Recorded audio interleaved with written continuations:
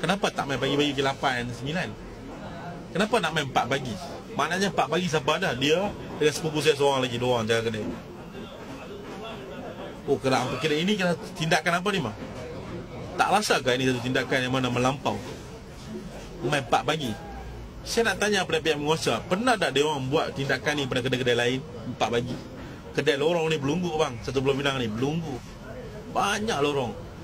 Semua kroni ke, bang? Oh, kami tak kroni lah. Wallahi kami tak ambil duit siapa. Ambil meja api, asyik usaha kami. Kami menjaga. Pagi, petang, malam, siang, kami menjagakan Allah. Walaupun kami tak berpulang cukup hidup asyik untuk kami. Apa boleh rapai kah? Rapai lah. Rapai meja, rapai semua benda. Tapi apa tak ada rapai resepi kami. Sebab resepi itu milik kami. Kami, darah untuk kami letak di sini. Kami takkan keluar. Kami akan mati di sini. Wallahi kami akan mati di sini. Sebab ini tu kami berkedai. Kami takkan keluar.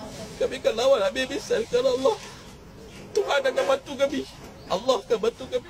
Allah akan bantu kami. Kami tidak tempat lain. Kami hanya harap Allah Azza wa Jalla.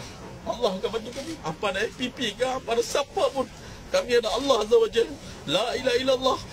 Cukup bagi kami. Hasbi Allah, la ilaha illallah wa alaihi tawakkal wa huwa rabbul arsyil azim. Kami ada Allah, Allah. Kami ada Allah. Syukurlah Allah sebagai pelindung kami.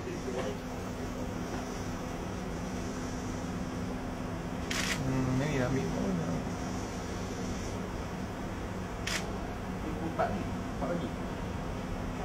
3:47 pagi. 3:47.